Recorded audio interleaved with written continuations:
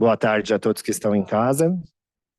Hoje a gente vai falar sobre um tema muito importante nos cuidados paliativos que está relacionado com a nutrição. A gente tem aqui 3 nutricionistas que são da equipe de cuidados paliativos, que é a Carol, a Amanda e a Sofia, dominam muito bem o tema. Então acho que vai ser bem importante essa aula e se vocês tiverem qualquer dúvida, perguntem, porque elas são experts no assunto. Boa aula a todos. Obrigado, meninas.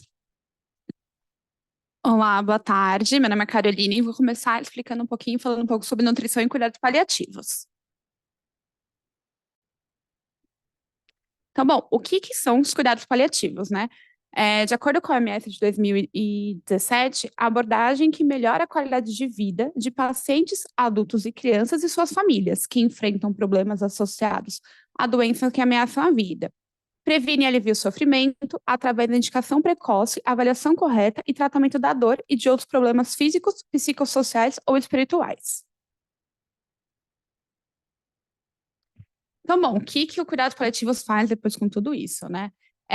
Quando o paciente tem uma doença aguda, crônica, grave, que está realmente ameaçando a continuidade da vida, o cuidados paliativos entra para gerar uma qualidade de vida. Então, ele não vai pensar em duração, não vai pensar em tempo de sobrevivência, ele vai pensar que o que ele vai viver tenha qualidade de vida e que ele consiga ter as coisas que são importantes para ele nesse momento, né? Então, a gente, no cuidados paliativos, aceita a morte como estágio final da vida, é um processo natural que vai acontecer, e a gente vai focar na pessoa. A gente, não é que a gente vai esquecer totalmente da doença, vai lembrar da doença sim, mas com foco somente no paciente, no que é importante para ele, no desejo dele e o que ele espera fazer nesses últimos momentos de vida. Então, quais são as principais doenças que atingem os adultos, né? Então, a gente tem cirrose hepática, diabetes, HIV, doenças cardiovasculares, doenças renais, doenças pulmonares obstrutivas, câncer, Alzheimer e outras demências. O cuidado paliativo é muito super desenvolvido no câncer. Então, quando pensa em cuidado paliativo, já vai pensar no câncer. Mas é muito mais que isso. A gente abrange muito mais coisas e a gente tem que chegar muito mais a esses pacientes, né? Então, não só pensar que é o câncer que vai levar ao final, tem muitas outras doenças que ameaçam a vida e que a gente pode atuar. Então, todo mundo pensando em leigos e até profissionais de saúde, pensa em cuidados paliativos é quando não se tem mais o que fazer pelo paciente. E é muito contrário disso, né? O cuidados paliativos é quando se tem muito o que fazer pela qualidade de vida do paciente e da sua família. Então, a gente para de pensar apenas o paciente, a gente pensa também na família e no tudo que vai envolver esse paciente nesse momento. E aí entra a parte da alimentação, né? O que a nutrição pode fazer ajudando o paciente no cuidados paliativos? Porque a alimentação é muito mais que ingerir nutrientes, calorias, a gente não pensa só que ele precisa comer para melhorar performance, para melhorar anemia. Não, a gente está pensando que a alimentação é muito mais que isso. Ela envolve vários aspectos. A alimentação é uma coisa de conforto, é uma coisa de social. Então, é muito mais que isso. A gente tem que entender o que é importante para esse paciente nesse momento. Então, como eu estava falando, o papel da alimentação, tem o papel biológico, obviamente, que são nutrientes, micronutrientes, macronutrientes. Então, realmente, tem sim um papel biológico, mas é muito mais que isso. Tem um aspecto social. A gente vai numa reunião com amigos, tem envolvido bebida, tem envolvido comida. A gente vai no momento de confraternização, momento de aniversários. Então, é um momento também social de estar em contato com outras pessoas. Tem a parte cultural, então, é cultural da gente comemorar com a alimentação, é cultural também de pacientes não comem ou comem determinados alimentos por causa da sua cultura, e também envolve a religião. Então, a gente tem várias religiões que têm envolvimento com comida, que têm alimentos que restringem ou que pedem para consumir, períodos de jejum por causa de determinada religião. Então, tem que envolver muito mais que isso. Não adianta você falar para um paciente, você precisa comer carne vermelha, se a cultura ou a religião dele não envolve comer carne vermelha. A gente também tem que considerar isso. Então, a nutrição e cuidados paliativos, a gente vai pensar na melhora da qualidade de vida do paciente, o que é importante para ele, e se a alimentação é importante para ele, como a gente vai melhorar a qualidade de vida dele comendo. Controle dos sintomas, então pode ser que o paciente tenha muita náusea, vômito, desconforto abdominal, diarreia, obstipação. Então, o que a gente pode fazer através da alimentação para poder ajudar no controle deles. Conforto na alimentação é um conforto para o paciente, ele tem que estar confortável se alimentando, e também o aumento da autoestima e do prazer. A alimentação é um prazer, como a gente disse, é uma parte social, uma parte cultural, então é envolvido com prazer. Então ele tem que ter um prazer naquilo, em comer, ele tem que ter um prazer naquele momento, porque se for um momento também desconfortável para ele, não resolve nada. A gente vai estar trazendo mais sacrifício e dor para ele do que realmente um conforto. E o que é conforto, né? Para cada um, conforto é uma coisa diferente. Tem para pessoas que conforto aquela alimentação afetiva, de emocional, de pensar na fase que fazia preparação com a mãe, com a avó, então tem essa imagem de você cozinhando com a sua família. Tem também a parte cultural de italianos comem massa, então cada um vai ter uma cultura alimentar, então tem envolvido nisso também, então pode ser um conforto.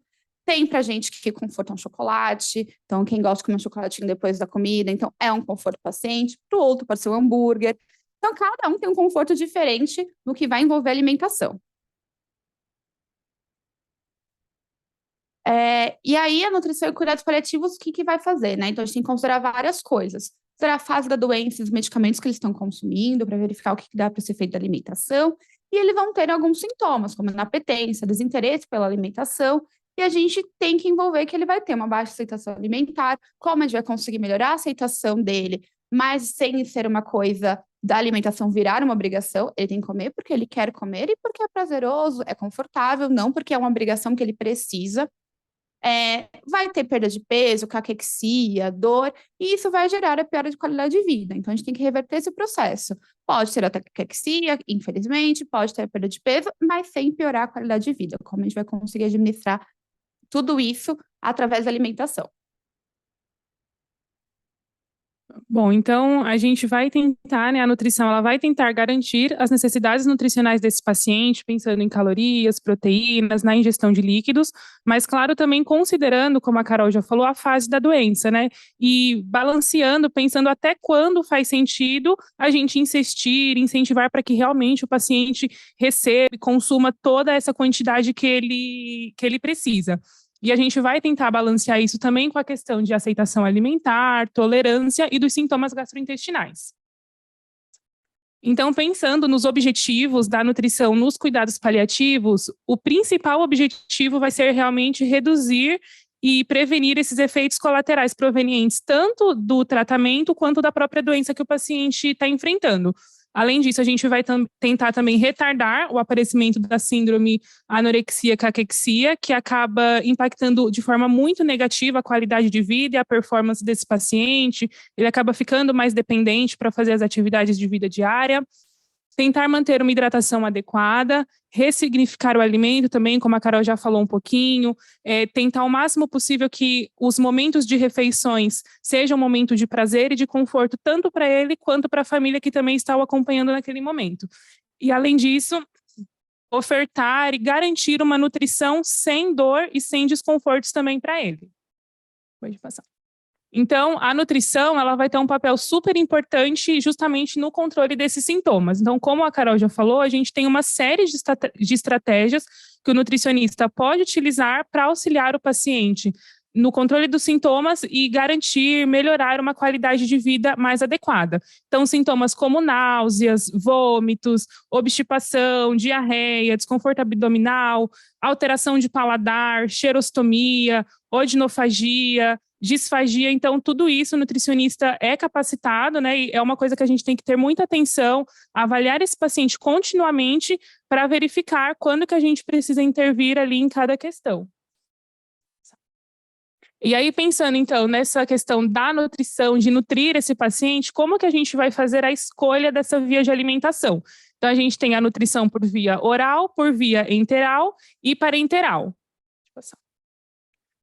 Então, a primeira escolha, né, a primeira opção de escolha, tanto para pacientes em cuidados paliativos quanto para os demais pacientes, é sempre a via oral, né, que é a via fisiológica de alimentação de todos nós. Então, é necessário uma avaliação completa desse paciente, verificar se ele tem alguma queixa, algum sintoma, se é necessário fazer alguma adaptação, e dependendo do que o paciente trazer para a gente pode lançar mão aí de algumas estratégias. Então, por exemplo, adaptar consistências, de repente, para o caso daqueles pacientes que estão com dor ao deglutir, ou mesmo que apresentam disfagia, pacientes com muita mucosite, né, às vezes precisam de alimentos mais pastosos, cremosos, então a gente precisa avaliar cada caso para fazer a melhor estratégia.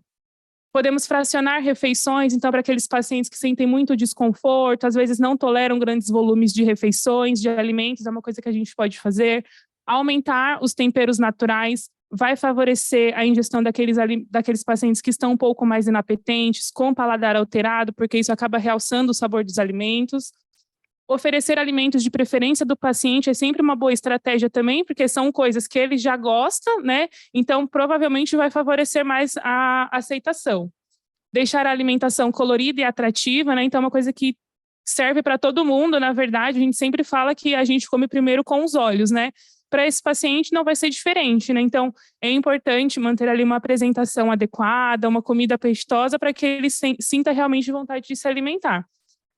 Aumentar a densidade calórica e proteica também é uma estratégia que a gente pode utilizar para aqueles pacientes que não conseguem consumir grandes volumes, né? Então, acrescentar, por exemplo, manteiga, azeite, leite em pó, creme de leite, a gente também consegue aumentar um pouco a densidade calórica e proteica de alguns alimentos. E uma estratégia que a gente pode utilizar também são os suplementos nutricionais, né? Então, no mercado, atualmente, a gente tem uma enorme diversidade de suplementos, suplemento em pó, em creme, suplemento líquido, e uma infinidade de sabores também. Dá para fazer receitas salgadas, receitas doces com os suplementos, então também são estratégias que a gente pode utilizar. E aqui a principal coisa que a gente tem que ter em mente é não gerar dor e desconfortos para esse paciente, né? Então, como a gente já falou, tem que ser ali um momento prazeroso, um momento de conforto para ele. E em relação à dieta interal, dieta parenteral, a gente utiliza para esses pacientes, a gente não utiliza? A resposta para essa pergunta é depende, né? Então, depende do quê? Então, a gente vai avaliar qual o tempo estimado de vida desse paciente. De repente, se esse paciente tem um prognóstico de talvez poucas semanas, dias, talvez não seja tão interessante para ele a gente lançar a mão de uma estratégia que acaba sendo mais invasiva, como a passagem de uma sonda, passagem de um catéter para a nutrição parenteral. Agora, se for o caso de um paciente que tem expectativa de anos, de meses, talvez seja uma estratégia que a gente possa utilizar para manter a qualidade de vida dele, para que ele mantenha a performance, para a gente evitar, por exemplo, o aparecimento da síndrome caquexia, tá? Primeiro, também avaliar se o paciente realmente tem condições ou não de comer por via oral, né? Então, sendo essa a nossa primeira opção de escolha, e considerando que a nutrição interal e parenteral acabam sendo um pouco mais invasivas, é a primeira via que a gente vai tentar trabalhar e estimular nesse paciente.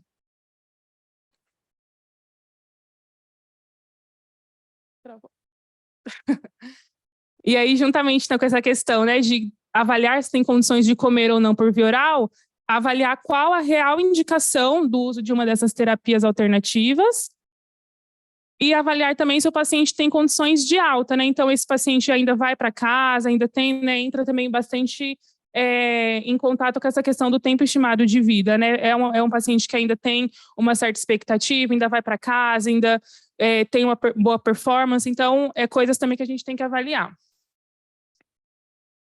A gente vai verificar qual o nível de consciência desse paciente e, além disso, a gente vai verificar também o desejo do paciente e o desejo da família, tá? Então, não adianta essa discussão sobre a passagem de sonda, sobre a passagem de catéter para a nutrição parenteral, ficar apenas entre a nutricionista, o enfermeiro e o médico, por exemplo. Então, não, essa discussão tem que chegar também para o paciente, tem que chegar para a família, e aí a gente vai avaliar com eles os riscos, os benefícios dessa terapia e avaliar qual a melhor estratégia para ele nesse momento.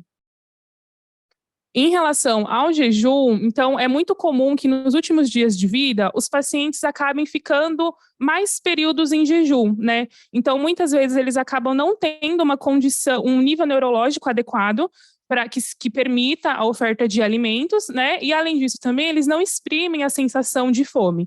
Mas, apesar desse paciente aparentar estar confortável, é uma questão que gera muita preocupação para a família, né? Porque geralmente a gente sempre escuta, né? Bem cultural falar que tem que comer para crescer, para ficar forte, para ficar bem. Então, ver ali um ente querido vários dias sem se alimentar pode trazer muito angústia para essa família, para os cuidadores. Então, é importante, né, que a equipe multi, nutricionista, o médico deixe bastante claro para essa família e para esses cuidadores, né, mostrar sinais de que o paciente está confortável nesse momento e de que a alimentação também não trará nenhum benefício para ele agora nessa fase mais final, né? Então, pensando numa questão mais técnica, mas para os profissionais mesmo, quando existe essa privação de alimentos, né, essa privação de glicose, acontece a quebra de gordura, né, que o nosso corpo realiza, se formam os corpos cetônicos e eles são utilizados como fonte de energia pelo cérebro. Essa quebra de gorduras, ela libera substâncias endógenas que acaba proporcionando alívio da dor e suprem a sensação de fome, né? Então, é uma coisa mais técnica, né? Mas é importante deixar claro para os acompanhantes, para os familiares, não com esses termos, obviamente, mas deixar claro ali que o paciente está confortável. Pode acontecer algumas vezes dos pacientes acabarem oscilando o nível de consciência, né? Então, às vezes ele está mais rebaixado, às vezes ele acorda, conversa, está mais orientado, e ele pode até solicitar alguma coisa para beber, para comer, e aí a gente vai avaliar, né, se é possível ou não essa oferta. Aqui no hospital mesmo, é bastante comum, nesses pacientes justamente que oscilam o nível de consciência, o médico deixar prescrito alguma dieta com uma observação de enviar somente se o paciente solicitar, ou enviar, servir o que o paciente pedir, ou dieta para conforto, e dessa forma, né, o nutricionista consegue ir alinhando junto com os familiares, com o paciente, com os cuidadores, o que pode ser enviado ou não e em que momento. Bom, então, aqui na área de cuidados paliativos, é muito importante a questão de ouvir, né? Então, todos da equipe, ouvir a família, ouvir o paciente, ouvir os cuidadores, acolher as angústias, esclarecer dúvidas, além da questão de ouvir, manter uma boa comunicação com o restante da equipe, né? Porque essa questão da escuta, essa questão da comunicação fazem parte de um bom cuidado para o nosso paciente.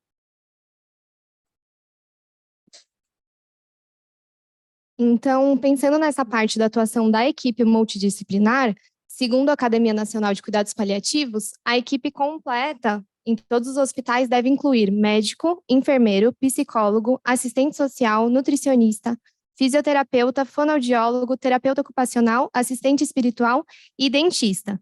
E por meio da atuação dessa equipe completa, que a gente consegue auxiliar na qualidade de vida e bem-estar, tanto dos pacientes quanto dos familiares.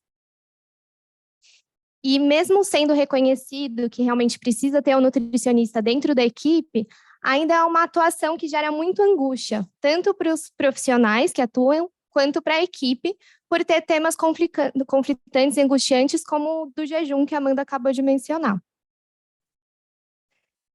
Alguns autores descrevem na literatura a necessidade exatamente de ampliar a descrição das atividades de assistência alimentar e nutricional, e construir também modelo de integração do nutricionista nos serviços. Mas a gente ainda tem poucos trabalhos realmente sobre o suporte nutricional em pacientes em cuidados paliativos, principalmente nesse momento de terminalidade de vida. E por conta disso, de ter pouca referência e também ser um tema que é pouco abordado ainda mesmo na formação dos nutricionistas, a gente questiona se os profissionais se sentem preparados e quais são as dificuldades na atuação do nutricionista.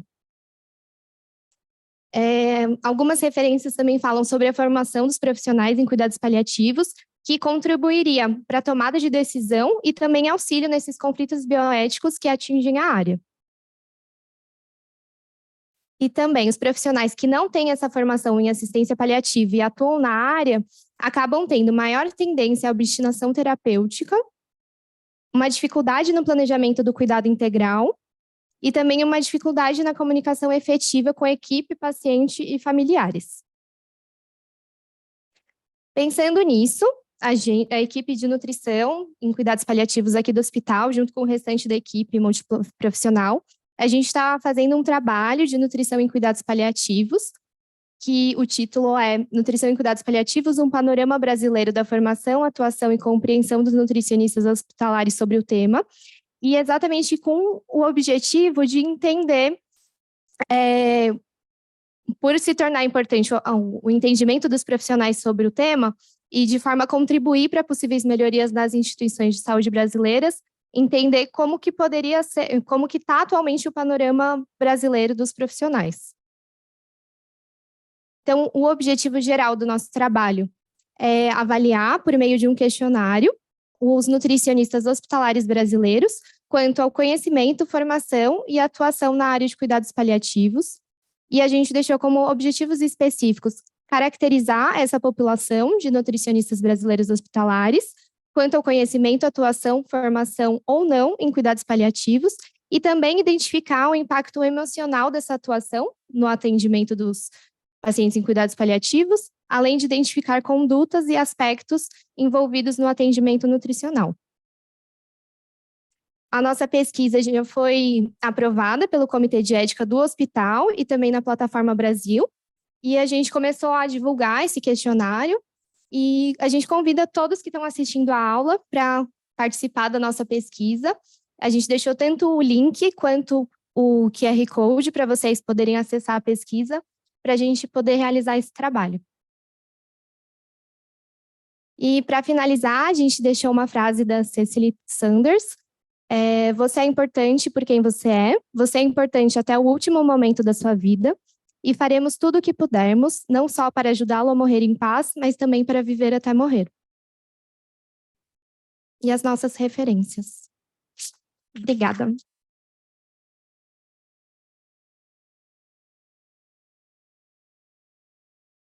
Obrigado, meninas. Alguém tem alguma pergunta? Não? Eu tenho. Se ninguém tem, eu tenho. Queria saber, para vocês, nutricionistas, lidando com cuidado paliativo. Pelo que eu sei, pelo menos nutricionistas mais velhas, não tinham cuidado paliativo na formação, assim como até um tempo atrás, médico não tinha. Inclusive, acho que uma das primeiras turmas que teve cuidado paliativo vai se formar entre esse ano e o próximo. Então, é algo novo também, inclusive na graduação médica. Para vocês que não tiveram esta formação durante a graduação, no primeiro contato, na lida, como é que é para vocês lidarem com o paciente em fase final de vida, com o jejum, que acho que é uma das coisas que mais pega para todo mundo, principalmente pela parte cultural, que é aquela coisa, né, que você falou. Desde pequenininho é um mantra, a gente escuta. Come para ficar fortinho, come para crescer. E chega um momento que a gente vê que a comida não tem mais esse benefício, e é por isso que a gente suspende. Ela começa, às vezes, até a fazer mais mal do que bem, por causa da gastroparesia, de edema e tudo mais. Mas quando a gente não tem esta formação ou esse conhecimento técnico, isso angustia muito. Como é que foi isso para vocês?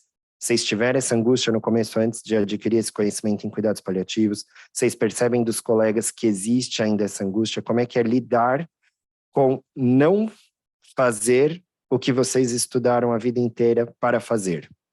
Não sei se ficou clara a pergunta. Bom, então eu comecei a ter mais contato, né, com os pacientes de cuidados paliativos durante a residência, né, assim que eu saí da faculdade.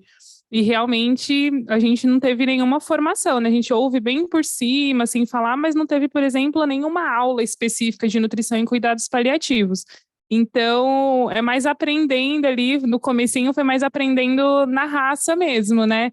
Então, conversando bastante com os enfermeiros e os médicos que já tinham mais experiência, né, na área de cuidados paliativos, e as primeiras coisas foram mais eles que foram ensinando mesmo, né, e realmente nesse momento acaba sendo benéfico, né, o jejum para o paciente naquela fase mais final de vida, e que a gente pode auxiliar, por exemplo, nessa nutrição de conforto, às vezes quando o paciente solicita algum alimento, né, mas no começo é bastante difícil, né, atuei um pouco também no ambulatório de cuidados paliativos.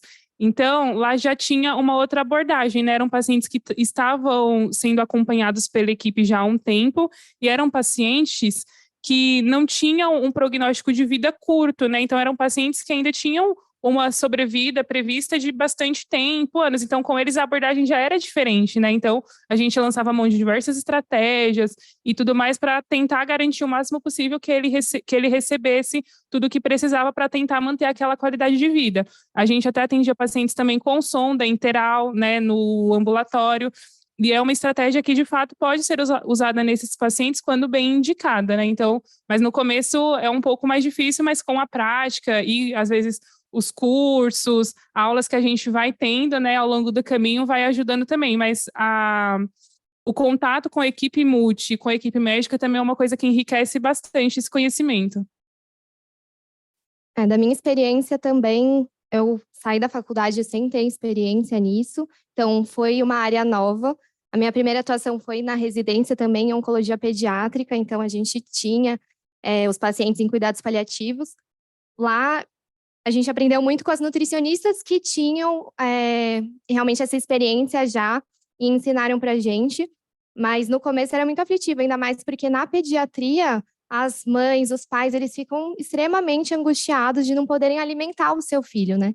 Então, em muitos momentos, queriam fazer de tudo para alimentar e a gente tinha que ter esse suporte da equipe de referência para entender e poder explicar para os pais o porquê disso e tranquilizar eles nesse momento.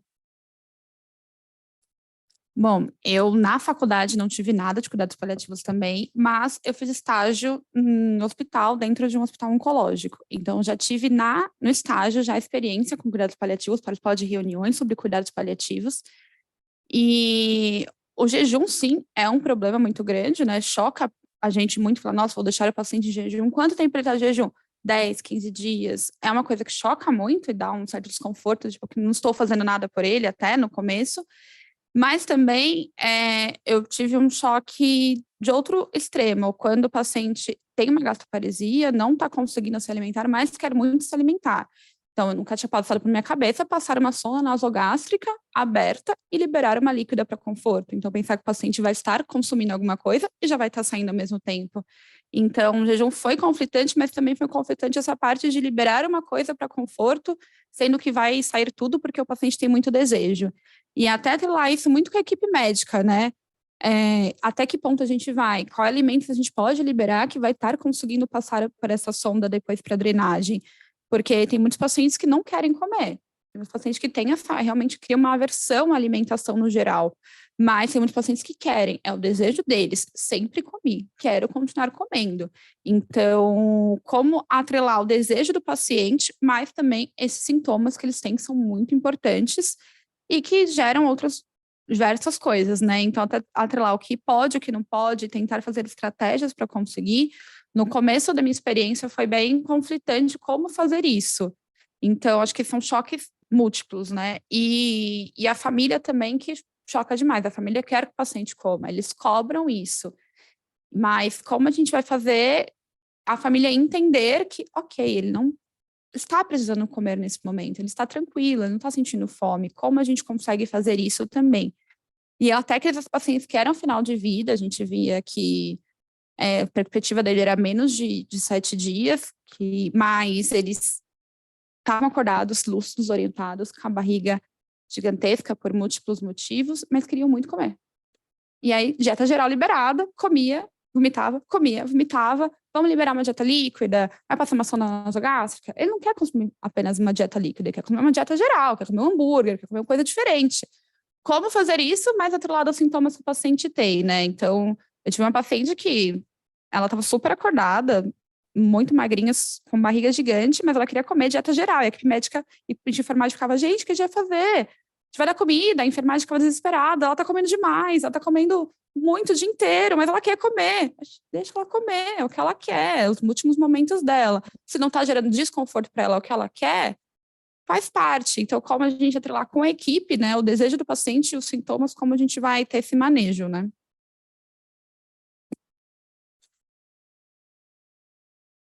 Eu fiz essa pergunta porque é algo muito comum, porque a gente não é ensinado dessa forma, a gente não tem esse treinamento, a gente não tem essa vivência, e a maioria de nós aprendeu ou estudando, fazendo uma especialização depois, uma residência, mas da formação básica, poucos têm. Então, é algo que a gente vai aprendendo e vivenciando na prática.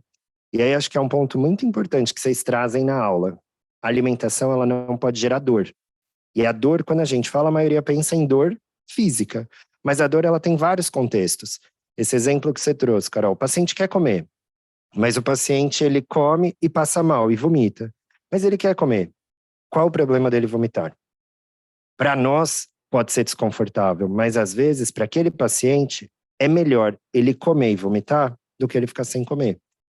Para mim, vômito é extremamente desconfortável. Mas tem paciente que fala, doutor, para mim eu não ligo. Eu sempre tive problema de estômago, sempre passei mal, sempre vomitei. Para mim é algo que é normal. E eu quero muito comer. Então, deixar sem se alimentar vai gerar a dor de não ter a comida. O vômito é algo que para aquele paciente já é algo mais comum. A gente vai tentar com diversas medicações controlar para minimizar, mas pode ser que para ele não seja um problema como é para nós. Então eu fiz a pergunta para vocês, como que vocês se sentem com relação a essas angústias, porque é algo que a gente às vezes transfere para os nossos pacientes. Então quem lida com paciente paliativo, com cuidado paliativo, a gente aprende a identificar as nossas angústias e não passar para os nossos pacientes ou familiares. Então, é um trabalho muito difícil. E a gente, aos pouquinhos, vai aprendendo dia a dia, vocês 3 sabem disso, e a gente consegue separar, mas não é algo tão simples. Então, é um exercício que todo profissional deve fazer. Essa angústia é minha ou é a angústia do paciente? Porque a gente pode ter as nossas, a gente só não pode deixar as nossas angústias interferir no paciente, porque se a gente deixa, a gente gera dor. Seja para colocar uma comida nele, porque a gente tem angústia dele ficar sem comer, ou por não dar a comida porque a gente acha que ele vai vomitar e vai ser pior. Então isso vocês já fazem diariamente muito bem. Eu me sinto extremamente sortudo por ter vocês 3 na equipe, porque o trabalho de vocês é fantástico. A educação que vocês estão fazendo com todo o time, com a pesquisa, eu acho que tudo isso só tem a crescer e os pacientes só têm a ganhar. Então, queria dar os parabéns pela aula de vocês, pelo empenho de vocês, pela dedicação de vocês.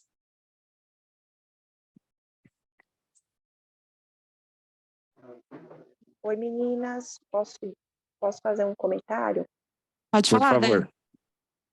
Eu não sei se vocês estão me vendo, eu não consegui ir para o auditório, mas parabéns pela aula, foi linda. O tema é um tema que eu sou apaixonada também e acho que o doutor também completou perfeitamente isso, né? Eu tenho mais tempo de nutrição, então eu tenho aí já 20 anos de nutrição, também não aprendi na escola e me apaixonei pelo cuidado paliativo, ainda estudante de nutrição, vivendo o cuidado paliativo dentro da minha própria casa. Então, foram dores que eu vivi e fui buscar o conhecimento e ainda não tinha disponível. Então, é muito esse aprendizado, né? Eu acho que na prática foi crescendo e o quanto que também é isso, a gente tem que fazer com que todos entendam os limites das dores que são nossos do profissional e que são das outras pessoas da equipe que também não são especialistas nisso e às vezes também não conhecem.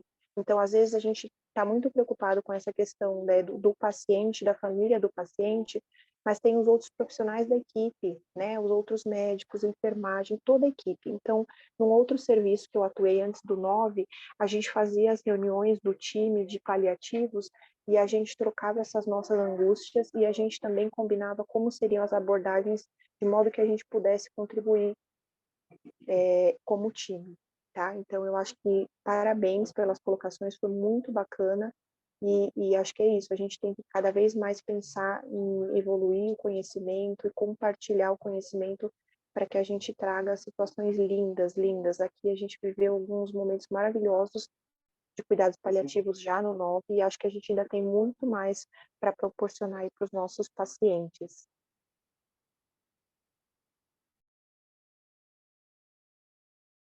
Mais alguém tem alguma pergunta?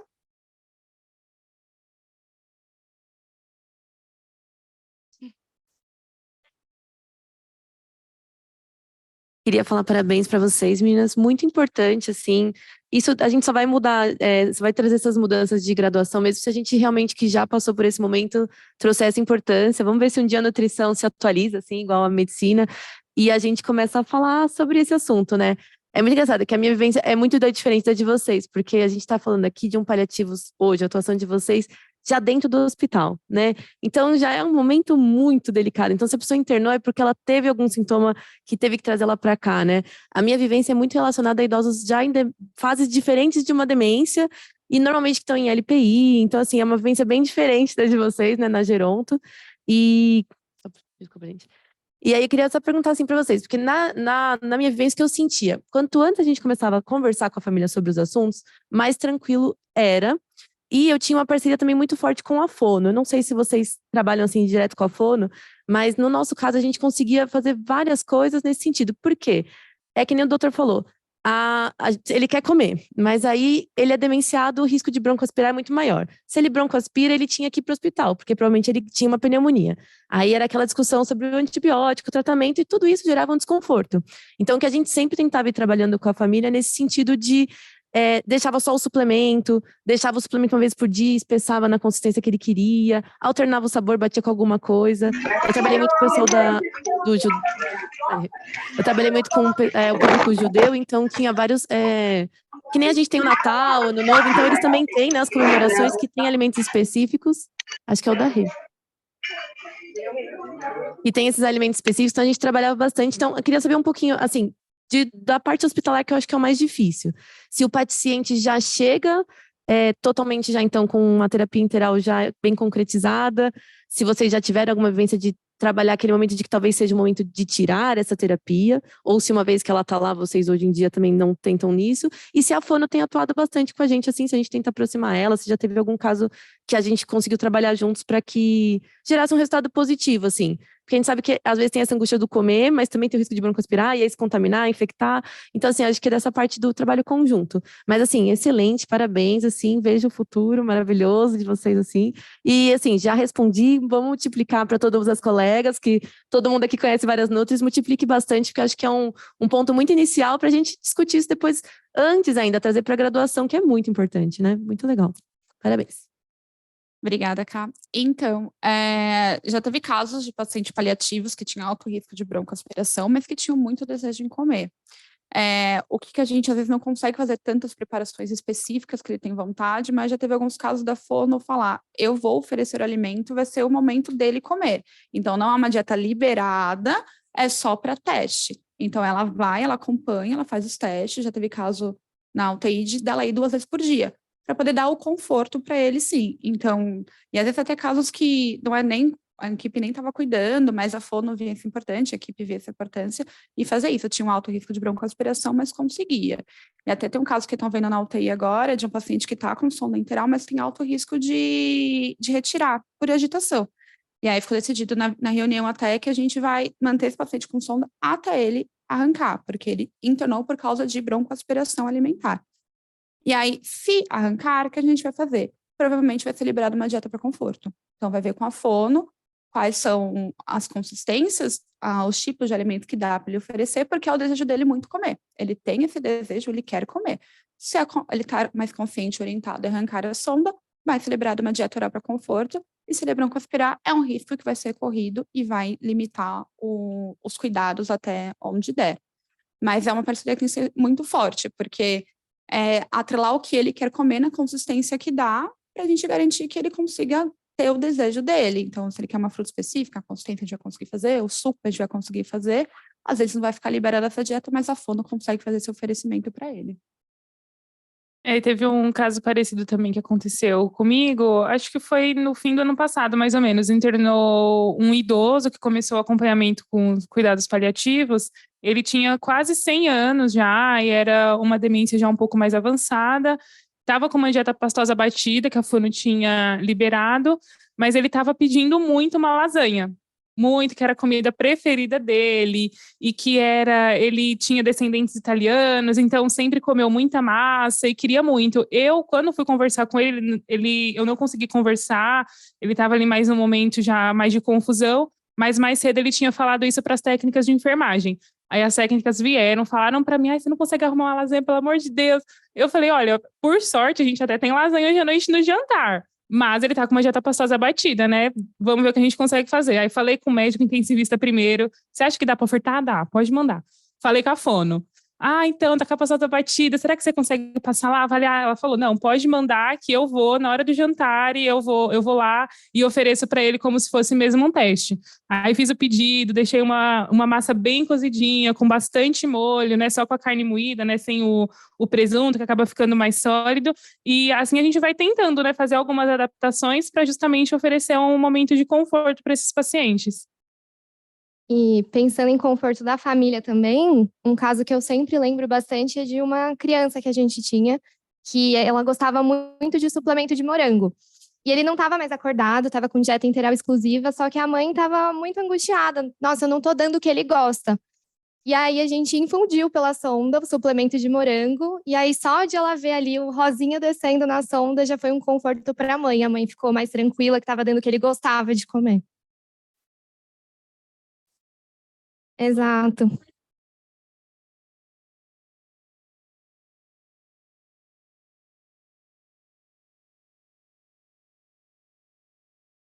Consegue. É olhar e ver o que a gente consegue agregar de valor para aquele paciente, para aquela família, desde que não cause prejuízo. Então, a gente sempre vai tentando adequar o máximo possível. Eu acho que algo que você trouxe que é importante também, cuidado paliativo ainda hoje é muito ligado à fase final de vida. Mas a gente, que nem as meninas explicaram, qualquer paciente que tenha qualquer doença que ameace a vida já tem indicação, desde o diagnóstico. E esse ponto que você traz de trabalhar numa outra instituição, que tinha um outro perfil de paciente, que era conversado antes, esse é o nosso maior sonho. A gente conseguir conversar com todos esses pacientes, com todas essas famílias antes. Conforme a gente vai conversando, vai acessando, vai entendendo o que importa, quando chega nesse momento, a gente já sabe como cuidar, a gente já sabe qual comida dar, a gente já desmistificou muita coisa. Então, a gente consegue fazer um trabalho muito mais completo. Por isso que a gente sempre pede e orienta os demais colegas para que nos chamem antes. Quanto antes a gente entra no caso, antes a gente faz todas essas abordagens, antes a gente consegue acolher todas essas angústias. Porque às vezes nos chamam muito depois, quando o paciente já não está mais comendo, já tem algum tempo, a família já está angustiada há muito mais tempo por ele não estar comendo, e até a gente desconstruir tudo isso, leva-se um tempo. E às vezes a gente não tem esse tempo, porque o acompanhamento nosso é extremamente curto. Então, são questões que quanto antes a gente trabalhar, mais fácil. Mas para a gente trabalhar antes, precisa perder esse pré-conceito de cuidados paliativos. Então, o ideal é a gente conhecer o nosso público em geral, orientar e explicar e ensinar a todos os profissionais para que vá desmistificando isso e a gente consiga fazer. Por isso a importância dessa pesquisa, de vocês responderem, participarem, para a gente poder entender qual é o panorama nacional e a gente depois começar a ter algumas ideias de ação para melhorar esse conhecimento técnico. Então, conto com a presença de vocês nesses questionários. Porque se a gente pensar em cursos de nutrição e cuidados paliativos, quase não existe, né? A gente tem não tem na faculdade, se a gente quiser fazer especialização depois, talvez uma residência que talvez nem tenha cuidados paliativos no geral, seja uma parte só. Então, nutrição e cuidados paliativos mesmo é muito difícil. Se a gente for fazer uma coisa em cuidados paliativos, é multiprofissional, não é específico da nutrição. Então, a gente tem que entender como que isso está no Brasil e a gente conseguir atrelar. Olha, a gente precisa de curso, então a gente consegue mostrar para as empresas, precisamos de curso, temos um trabalho científico mostrando no Brasil que não temos isso e é uma necessidade das pessoas, então atrelar isso, né, o que é a necessidade e o que a gente pode oferecer para melhorar toda a parte da nutrição. Bom, então acho que é isso, aqui nos comentários não tem mais nada. Alguém mais quer falar alguma coisa? Quem está online?